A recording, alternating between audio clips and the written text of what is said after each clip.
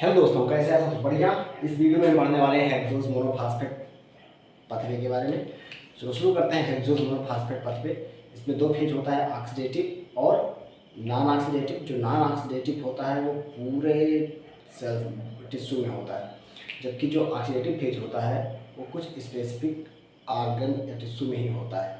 तो चलो बात करते हैं हेक्सोस मोनोफॉस्फेट पथवे का। इसका और कई सारे नाम होते हैं, उनके बारे में देखते हैं। तो हम पढ़ने जा रहे हैं hexose monophosphate shunt पथवे। Shunt पथवे, hexose monophosphate shunt पथवे इसलिए कहते हैं क्योंकि इसमें हेक्सोस मोनोफॉस्फेट बनता है। जैसे कि ग्लाइकोलाइसिस में बिसफॉस्फेट बनता था, लेकिन यहाँ पे बिसफॉस्फेट नहीं बनता है, यहाँ पर केवल मोनोफॉस्फेट बनता है। इसको डिकेंस एंड हॉरिकर पथवे भी कहते हैं। डिकेन हॉरिकर पथवे भी कहते हैं क्योंकि इसको डिकेंस एंड हॉरिकर ने खोजा था। या इसे संट पथवे क्यों कह देते हैं, संट पथवे कह देते हैं, या इसे कहते हैं पेंटोज फास्फेट पथवे, क्योंकि पेंटोज फास्फेट बनता है इसमें। पेंटोज फास्फेट पथवे,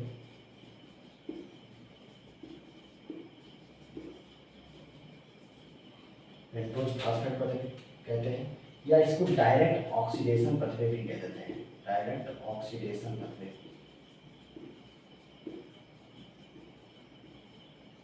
डायरेक्ट ऑक्सीडेशन पथवे इसलिए कहते हैं क्योंकि ये क्या होता है, अल्टरनेटिव होता है ग्लाइकोलाइसिस और टीसीए का। बिकॉज ये क्या होता है, बिकॉज अल्टरनेटिव होता है किसका, glycolysis and tricarboxylic acid cycle का अल्टरनेटिव होता है, इसलिए इसको डायरेक्ट ऑक्सीडेशन पथवे भी कहते हैं। तो ये नामकरण के बारे में बात हो गया। यानी कि जो डायरेक्ट ऑक्सीडेटिव पथवे या फास्फोग्लूकोनेट ऑक्सीडेटिव पथवे भी कहते हैं। ठीक है, फास्फोग्लूकोनेट ऑक्सीडेटिव पथवे, तो वो भी लिख लो, एक छोड़ो। फास्फोग्लूकोनेट ऑक्सीडेटिव पथवे, ऑक्सीडेटिव पाथवे भी कहते हैं। तो इसके बहुत सारे नाम हैं। देखो एक चीज ध्यान रखना, जो 10% ग्लूकोज, 10% ग्लूकोज पर डे इस साइकिल द्वारा मेटाबोलाइज होती है। तो पहला ये काम हो गया। दूसरा, जो लीवर और आरबीसी होता है, लीवर एंड आरबीसी, वो लगभग 30% of glucose metabolise by this pathway. ठीक, तो ये कुछ चीजें हो गई। अब हम चलते हैं सीधे पाथवे पर। कितने स्टेप होते हैं? तो टोटल इसमें 8 स्टेप होते हैं, और इसमें जो मेन चीज बनता है वो होता है NADPH बनता है और पेंटोज फास्फेट बनता है। NADPH का भी सिग्निफिकेंस होता है और पेंटोज फास्फेट का भी सिग्निफिकेंस होता है। पेंटोज फास्फेट तुम्हारा DNA बनाने में यूज हो जाएगा, वहीं पर जो NADPH होता है ये बहुत सारे काम करता है, तो उसका सिग्निफिकेंस देखेंगे बाद में। तो हम अब आते हैं इसके स्टेप्स पे। टोटल कितने स्टेप होते हैं? 8 स्टेप। अब हम इसको लिखेंगे कि स्टेप किस कैसे शुरुआत होता है, कौन कौन सी एंजाइम लगती हैं और क्या बनता है। तो देखो, स्टेप 1 होता है ग्लूकोज 6 फास्फेट। जब 6 फास्फोग्लूकोनेट में चेंज होता है, तो पहला है ग्लूकोज 6 फास्फेट चेंज हो जाता है किसमें?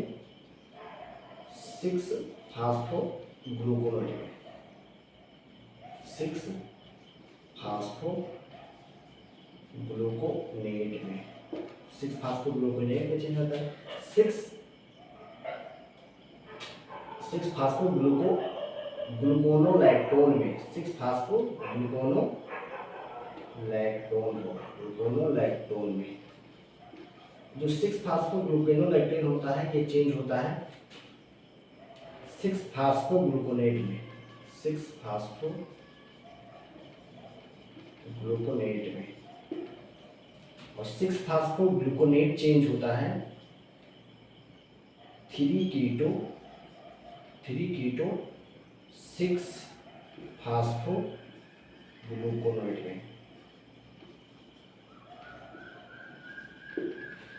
3 कीटो 6 फास्फोग्लूकोनेट में 6 फास्फोग्लूकोनेट चेंज होता है रिबुलोज 5 फास्फेट में। और जो रिबुलोज 5 फास्फेट होता है ये आगे चेंज होता है 2 चीजों में टूटता है। एक होता है जाइलुलोज 5 फास्फेट, जाइलुलोज 5 फास्फेट, और एक होता है राइबोज 5 फास्फेट,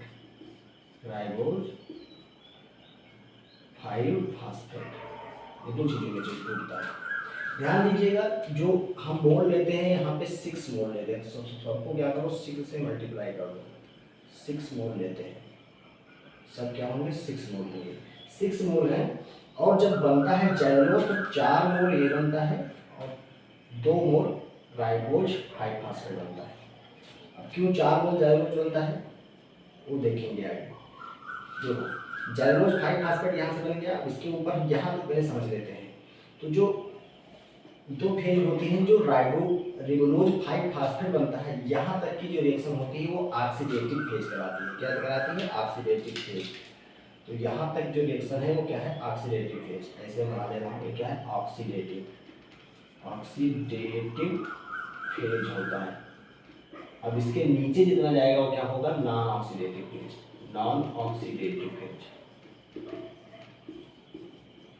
अब हम एंजाइम देख लेते हैं कि किस सिस्टम में कौन सी एंजाइम लगती है। तो पहले बना ग्लूकोज 6 फास्फोग्लूकोनोन लैक्टोन बना, उसके बाद फास्फोग्लूकोनेट बना, उसके बाद 3 कीटो 6 फास्फोग्लूकोनेट बना, उसके बाद रिबुलोज 5 फास्फेट बना। ये तो हमारा ऑक्सीडेटिव फेज था। उसके बाद में शुरू हो गया हमारा नॉन ऑक्सीडेटिव फेज, जिसमें जाइलुलोज 5 फास्फेट और राइबोज 5 फास्फेट बना। और इसमें एंजाइम जो हेल्प करते हैं उनके बारे में देख लेते हैं। यहाँ पर होता है ग्लूकोज 6 फास्फेट डिहाइड्रोजनेज, जो कि क्या है? रेट लिमिटिंग एंजाइम है, रेट लिमिटिंग एंजाइम है। उसके बाद में और ध्यान देना, यहाँ पर NADPH निकलता है। क्या निकलता है? NADPH निकलता है। और NADPH कैसे निकल रहा होगा? NADP प्लस का क्या हो रहा होगा? रिडक्शन। NADP प्लस का क्या होगा? रिडक्शन। तो नहीं लिखना, आप लोग समझदार हैं, लिख लीजिए। और 6 मोल है तो 6 से मल्टीप्लाई कर देना, तो कितना निकल रहा है? 6 NADPH निकल रहा है। तो दूसरा स्टेप है, ये तुम्हारा स्टेप फर्स्ट हो गया। और जो स्टेप 2 है इसमें क्या होता है? ग्लूकोनोलैक्टोन हाइड्रोलेज एंजाइम होती है। तो यहाँ पर ग्लूकोनोलैक्टोन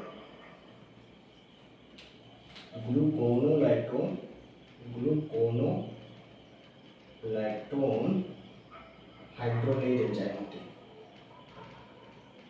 ग्लूकोनोलैक्टोन हाइड्रोलेज एंजाइम होती है और बन जाता है 6 फास्फोग्लूकोनेट। उसके बाद में 6 फास्फो जो ग्लूकोनेट बन गया तो फिर से 6 NADPH निकलता है। फिर से क्या होगा? 6 NADPH निकलेगा, यानी कि NADP प्लस का क्या हो गया होगा? रिडक्शन, हाइड्रोजन जुड़ा होगा, NADPH बन गया होगा। और इसमें जो एंजाइम होती है वो होती है 6 फास्फोग्लूकोनेट डिहाइड्रोजनेज। तो 6 फास्फोग्लूकोनेट डिहाइड्रोजनेज, 6 फास्फोग्लूकोनेट डिहाइड्रोजनेज एंजाइम का यहाँ पे यूज हो रहा है। उसके बाद 3 कीटो 6 फास्फोग्लूकोनेट बन गया। 3 कीटो 6 फास्फोग्लूकोनेट में एंजाइम जो यूज होती है ये होती है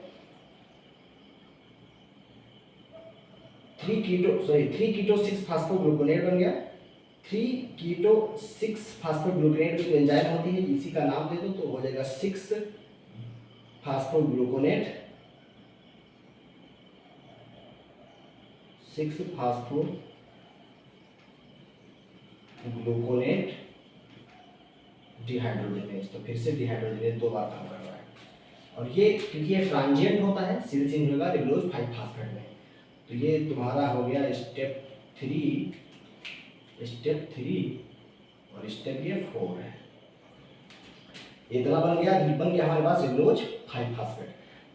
रिबुलोज 5 फास्फेट जो होता है वो ईपीमेरेज द्वारा बन जाएगा जाइलोलोज 5 फास्फेट में, और आइसोमेरेज द्वारा बन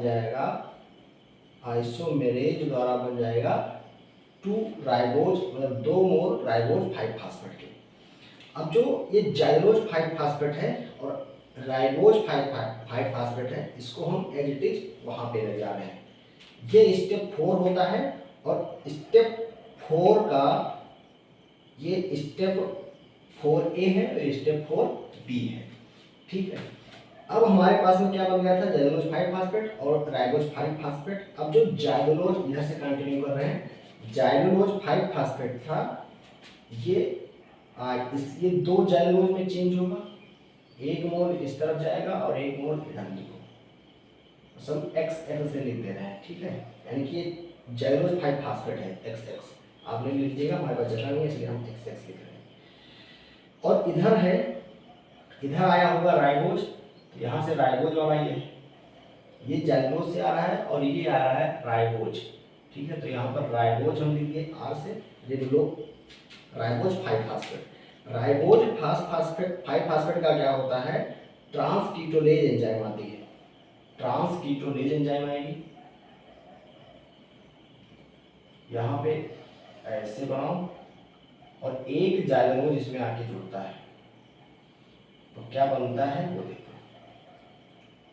बन जाता है ग्लिसरॉल्डिहाइड 3 फास्फेट, ग्लिसरॉल्डिहाइड 3 फास्फेट, और बनेगा साथ में सीडोहेप्टोज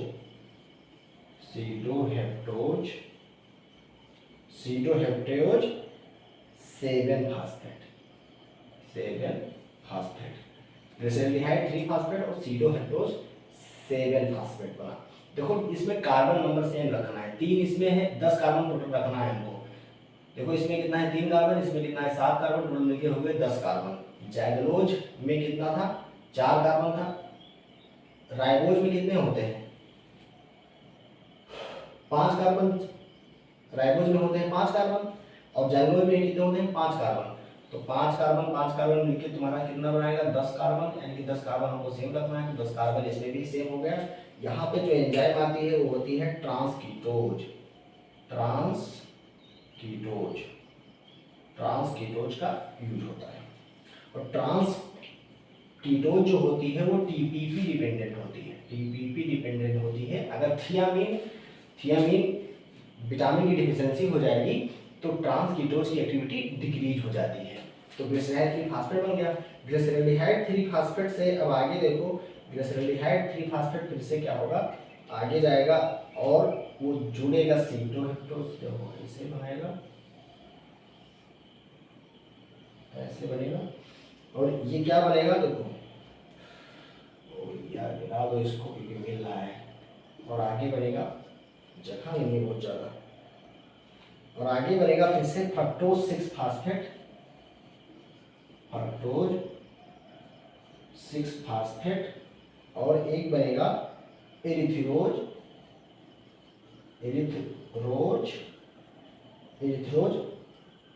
4 फास्फेट। फ्रक्टोज में कितने होते हैं, 6 कार्बन, एरिथ्रोज में 4 कार्बन, टोटल हो गए 10 कार्बन। जो यहाँ पर जो एंजाइम होगी वो होगी ट्रांसएल्डोलेज।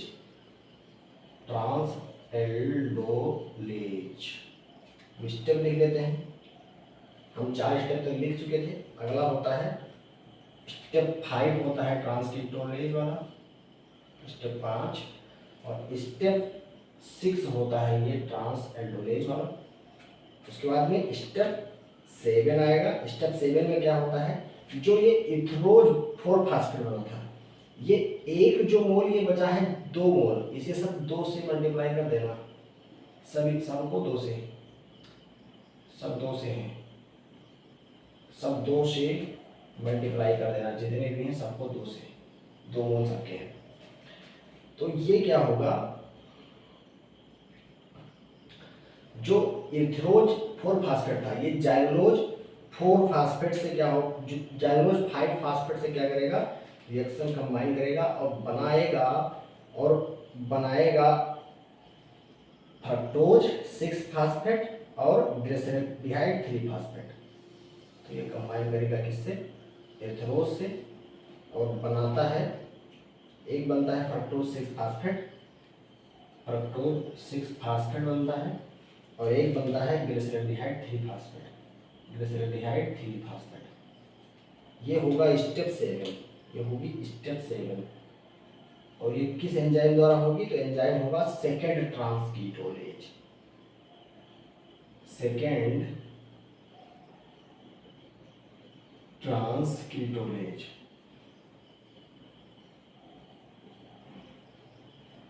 सेकेंड ट्रांसकीटोलेज इथेनोज जाइलोज 5 फास्फेट जुड़ा इथेनोज 4 फास्फेट से और बनाया फ्रक्टोज 6 फास्फेट और ग्लिसरॉल्डिहाइड 3 फास्फेट। अब जब इतना काम हो गया तो हमको देखो फ्रक्टोज कहाँ कहाँ बना है, फ्रक्टोज कहाँ कहाँ बना है और कितने मोल बना है, क्योंकि यहाँ पर 2 मोल था, यहाँ से 2 मोल था, तो ये 2 मोल होगा, तो इसको मल्टीप्लाई कर देना, 2 से क्या कर देना मल्टीप्लाई, इसको भी 2 से मल्टीप्लाई कर देना। जो ग्लिसरॉल्डिहाइड 3 फास्फेट होता है ये आगे चल के देता है फ्रक्टोज 6 फास्फेट, 1 मोल फ्रक्टोज 6 फास्फेट देता है। तो टोटल फ्रक्टोज 6 फास्फेट देखो कितना बन गया, यहाँ पर 2 था तो कितना हो गया 2, एक यहाँ पर इसे गिन लो ना, 2 2 4 और एक 5 फ्रक्टोज 6 फास्फेट बने। कितने बने, 5 फ्रक्टोज 6 फास्फेट, जो रिवर्सल ऑफ ग्लाइकोलिसिस होगी, और रिवर्सल ऑफ ग्लाइकोलिसिस से 5 ग्लूकोज 6 फास्फेट बनेंगे, 5 ग्लूकोज 6 फास्फेट बनेंगे, क्योंकि हमारे पास में फ्रक्टोज 6 फास्फेट कितने बने, 5 बने। तो हमारे पास जगह नहीं है, इसको आप लोग लिख लिए होंगे। हम क्या करते हैं, इसको इधर वाला डिलीट कर देते हैं, शुरुआती स्टेप क्या कर दे रहे हैं, डिलीट।